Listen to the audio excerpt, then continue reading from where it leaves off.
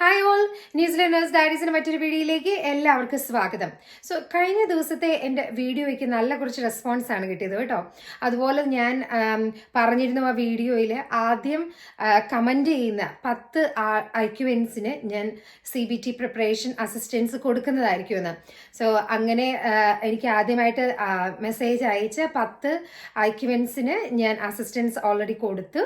So അവരുടെ റിവ്യൂവിന് വേണ്ടി നമുക്ക് വെയിറ്റ് ചെയ്യാം.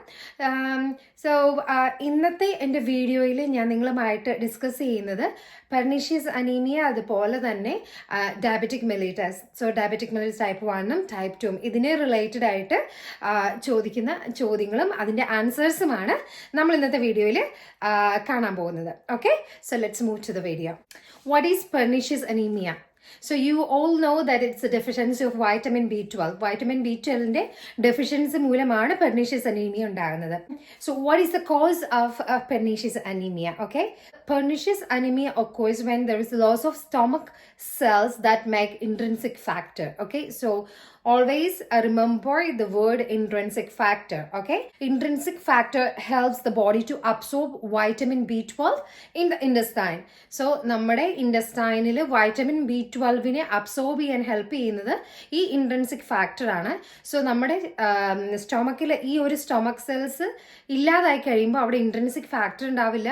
സോ വൈറ്റമിൻ B12നെ നമുക്ക് നമ്മുടെ ബോഡിക്ക് അബ്സോർബ് ചെയ്യാൻ സാധിക്കില്ല. സോ അവിടെ ഡെഫിഷ്യൻസി ഉണ്ടാകുന്നു. സോറി ഉണ്ടാകുന്നു. അതുപോലെ അത് leads to pernicious anaemia. Okay, then what are the signs and symptoms of pernicious anemia? So എല്ലാ anemic patientsനും we can see such signs and symptoms like fatigue, weakness, pale skin. Okay, that's the common signs we can see in patients with anemia. No?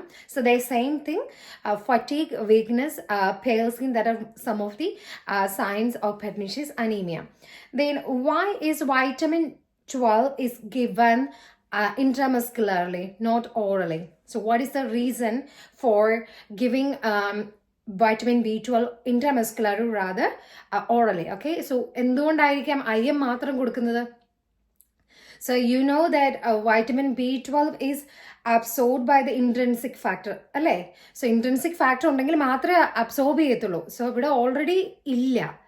So നമുക്ക് less absorption due to the absence of intrinsic factor. അതാണ് അതിൻ്റെ reason. Okay, so intrinsic factor ഇല്ല, so less absorption ആണ് ഉണ്ടാകുക. അതുകൊണ്ടാണ് നമ്മൾക്ക് മസ്കുലർലി തരുന്നത്. Okay, orally എടുത്താൽ ഓറലിൽ നമുക്ക് ഇൻട്രൻസിക് ഫാക്ടർ ഇല്ല, നമ്മുടെ സ്റ്റൊമക്കിൽ ഇൻട്രൻസിക് ഫാക്ടർ പ്രൊഡ്യൂസ് ആവുന്നില്ല. സോ ലെസ് അബ്സോർപ്ഷൻ ആയിരിക്കും ഉണ്ടാകുക. അതുകൊണ്ടാണ് അത് ഇൻട്രാമസ്കുലറിൽ നമുക്ക് കൊടുക്കുന്നത്. മനസ്സിലായോ? Okay, so less absorption due to absence of intrinsic factor. That's the reason why vitamin B12 is given intramuscularly. Okay, so next topic is diabetic mellitus.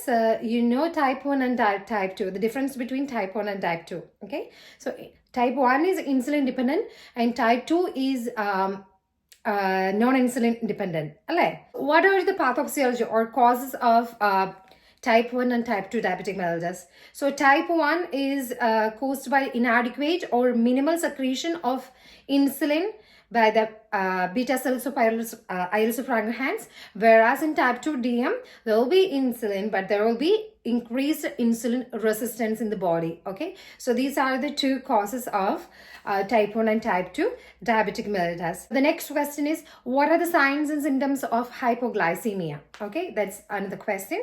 So patient will be trembling and clammy skin, sweating, palpitation, anxiety, hunger, irritability, difficulty in thinking, confusion, headache, seizures, coma are the common signs and symptoms of hypoglycemia. The next question is, what is the immediate treatment for hypoglycemia? Okay, here in New Zealand we usually keep jelly beans in all the wards and also glucose tablet or glycogen. Okay, so that's the treatment we usually give it here. And just for your information, the normal range of BGL, blood glucose level, okay, BGL, the normal BGL level is 4 to 7.5. So if you're considering fasting sugar, then it is 4 to 5.4 millimole per liter. Okay, not milligram per deciliter, it's millimole per liter. And PP bias is considered from 5.4 to 7.5. Okay, these are the normal range of blood glucose level. Okay, then what are the signs and symptoms of hyperglycemia?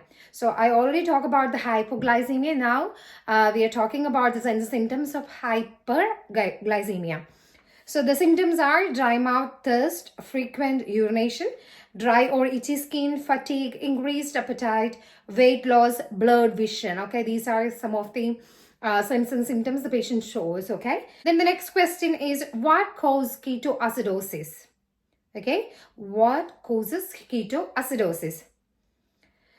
The answer is, when insulin is not available in the body, the cells cannot produce energy from glucose, that we all know. Then the body will use to store fat to produce energy. So the body will depend on the fat which is stored in the body. Then when the fat is used to produce the energy, fatty acid or ketones are the end products. Okay, increased ketones in the blood called ketoacidosis. Okay, when insulin is not available in the body, then what they will do to produce energy, they will utilize the stored fat in the body. Okay, and the end product is ketones. Okay? And the next question is, patient has a flu and he's not eating. Do you give insulin to that particular patient?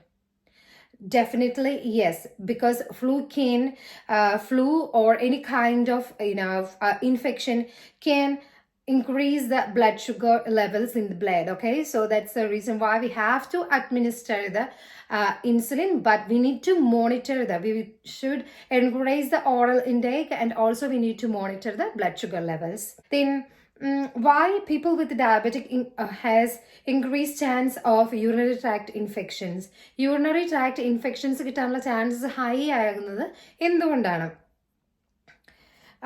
So people with diabetic mellitus have a dysfunctional bladder, so that won't contract properly. Okay, so they have dysfunctional bladder, it won't contract properly. So what will happen?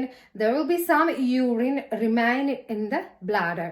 So this is a breeding ground for bacteria or virus. That's the reason why people with diabetic mellitus get urinary tract infections recurrently. Okay, so അതാണ് അതിൻ്റെ reason. Okay, so dysfunctional bladder ഉണ്ടാകും diabetic ആയിട്ടുള്ള ആളുകൾക്ക്. So complete urine ബ്ലാഡറിൽ നിന്ന് empty ആവില്ല, ഒരു കുറച്ച് urine ബ്ലാഡറിൽ stay ചെയ്യും. സോ ഇങ്ങനെ ഒരു എന്നിട്ട് പറഞ്ഞത് ഒരു പ്ലേസ് ബാക്ടീരിയ അല്ലെങ്കിൽ ബാക്ടീരിയൽ ഗ്രോത്തിന് ഒരു ഗ്രൗണ്ടായിട്ട് മാറുകയാണ്. സോ അതുകൊണ്ട് UTI ഉണ്ടാകാനുള്ള സാധ്യത അവർക്ക് വളരെയധികം കൂടുതലാണ്. Then patient had insulin, but now he is refused to eat his meals. Okay, so what to do? Nothing else. Encourage oral intake, അല്ലെങ്കിൽ ഫുഡ് കഴിക്കാനായിട്ട് എൻകറേജ് ചെയ്യുക. Then monitor for any hypoglycemia signs, symptoms. Okay, monitor for hypoglycemia. Okay, so അവരെ encourage ചെയ്യുക, ഹൈപ്പോഗ്ലൈസിമി ഉണ്ടാകുമെന്ന് അറിയാനായിട്ട് BGLs എപ്പോഴും regularly check ചെയ്യുക. Why is food care is important in patients with diabetic mellitus? So diabetic neuropathy is one of the complication of diabetes. So most often it damages the nerves in your legs and the feet, and thereby reduce the sensation in the foot. So that's the reason why we always ask the patient to do regular checkup or by a podiatrist. Okay, so അത് ചെയ്യണമെന്ന് നമ്മൾ എപ്പോഴും പറയാറുണ്ട്. The next question is, what is the reason for weight loss in diabetic mellitus? Fat loss due to ketoacidosis, the reason for weight loss. In the next question, reason for rotating subcut injection site: to avoid tissue atrophy or tissue damage. Okay, നമ്മൾ rotate ചെയ്യും കാരണം tissue atrophy അല്ലെങ്കിൽ tissue damage ഉണ്ടാകാതിരിക്കാൻ വേണ്ടിയിട്ട്. How long after subcut insulin should the patient eat? How long after subcut insulin should the patient eat? Okay, so you need to know the difference between the short acting, long acting, and regular insulin action. Okay, so short acting insulin takes only 5 minutes to start its action, and it will last for 4 hours. Okay, so it will start to act from 5 minutes and it lasts for 4 hours. Whereas the long-acting insulin like Lantus, it takes 10 hours to start functioning, but will last for 24 hours. Okay, so long-acting insulin takes 10 hours to start functioning, but will last for 24 hours. What are the complications of diabetes? So everyone knows that peripheral neuropathy, diabetic nephropathy. How to best minimize risk of long-term complication? How you can prevent long-term complication of diabetic mellitus? So proper management of blood glucose level by proper exercise, diet management, keeping track of BGLs, and checking HbA1c. Okay, so in this way we can reduce the long-term complication of DM. So the student wants to know why she can't take oral medication like her teacher. Okay, so the student has type 1 diabetic and she is just coming to you and she's just asking why she can't take oral medications rather than insulin. Okay, so we need to educate her that type 1 diabetes occurs at a young age and she usually needs to take insulin for management. Oral medications are not enough for type 1 diabetic because there is no insulin or very less insulin produced by the pancreas. Okay, so that's why she needs to have insulin rather oral medication. Then which group of people are at risk of type 2? The people with uncontrolled diet, obese, inactive, family history of diabetic mellitus, race, age, gestational diabetes, polycystic ovary, and polycystic ovary syndrome.